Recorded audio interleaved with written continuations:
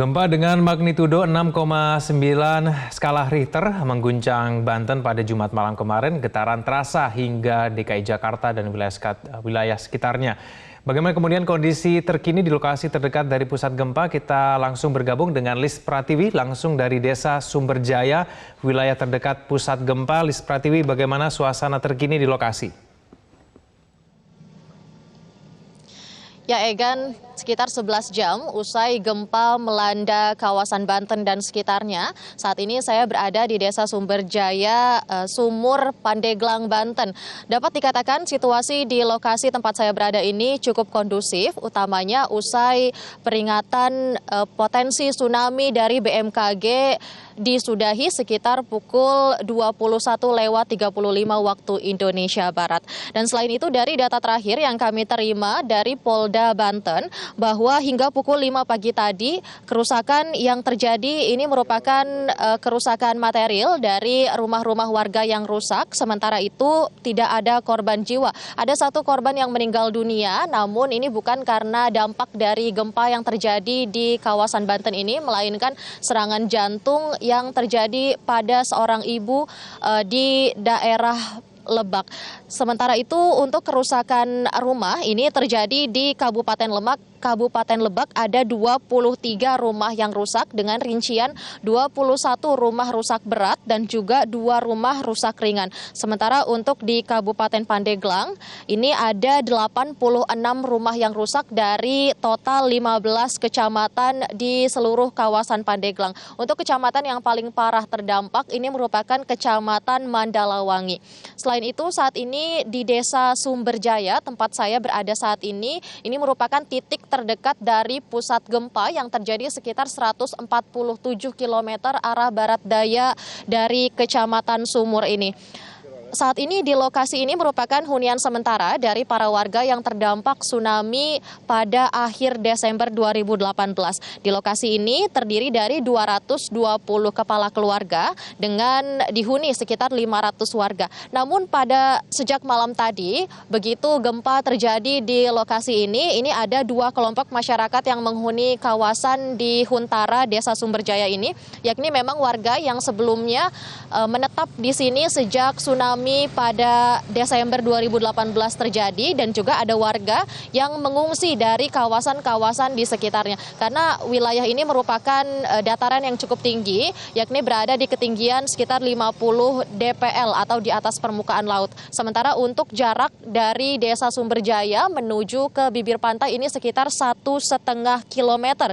Dan sebelumnya juga sempat terjadi kepanikan dari warga karena kawasan Pandeglang bagian selatan ini merupakan masuk dalam kategori siaga tsunami yang dikeluarkan oleh BMKG. Demikian, Egan.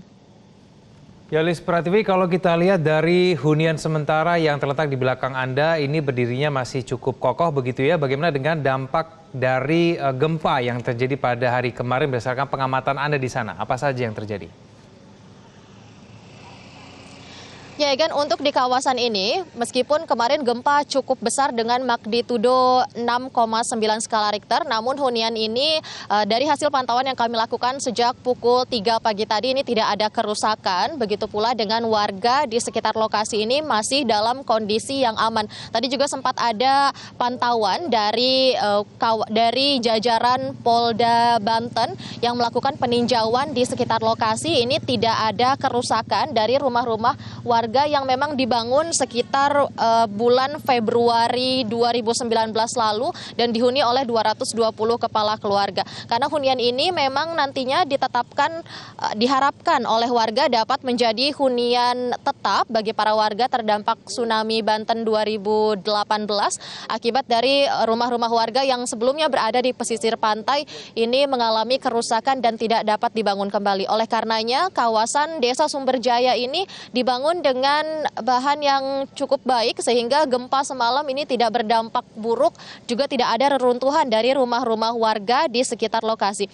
Karena keamanan atau dianggap sebagai salah satu titik yang cukup baik ini di kawasan Desa Sumberjaya ini. Tadi malam ini warga yang sekitar 1,5 kilometer dari titik ini yang masih berada di kawasan lebih rendah juga melakukan pengungsian di sekitar lokasi. Begitu pula dengan warga-warga lain karena melihat adanya kepanikan ini sempat melakukan evakuasi utamanya di sekitar Desa Sumberjaya dan juga titik-titik lain di sekitarnya. Sementara untuk kawasan lain di daerah Banten, tadi dari hasil pantauan yang kami lakukan ada sejumlah evakuasi yang dilakukan. Salah satunya adalah di wilayah Kecamatan Angsana. Dari lokasi tersebut ada sekitar 500 hingga 700 warga lokal yang melakukan evakuasi, namun berangsur warga kembali ke rumahnya masing-masing usai peringatan potensi tsunami dicabut. Maksud kami selesai oleh BMKG pada pukul 21.35 waktu Indonesia Barat.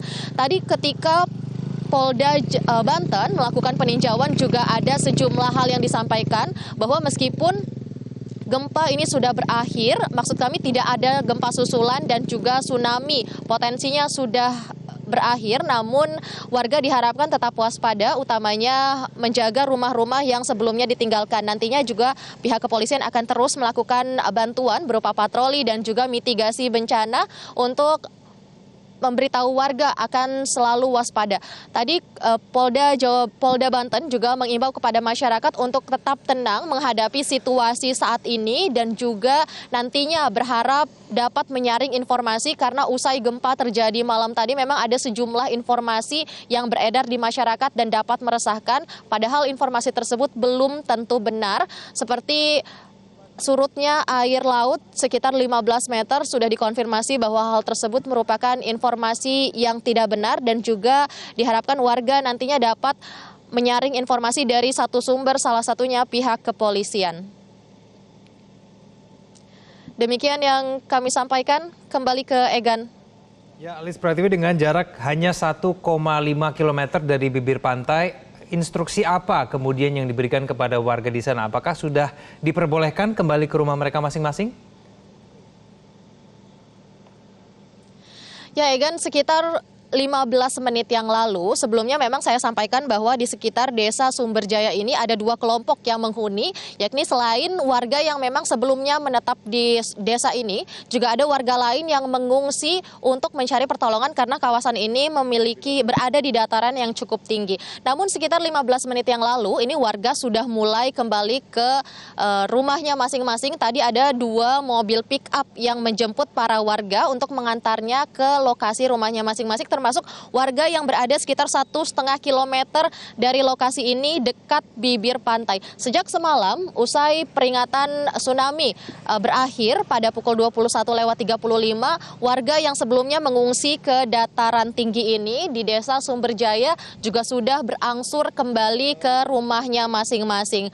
Untuk dampak sendiri, memang masih ada sejumlah dampak tsunami dari tahun 2018 yang terlihat di kawasan Sumur, tepatnya di dekat Desa Sumberjaya ini. Namun usai gempa tadi malam ini tidak ada kerusakan yang parah karena kerusakan utamanya rumah-rumah yang rusak ini berada di Kabupaten Pandeglang namun bukan di lokasi dekat bibir pantai ini. Egan.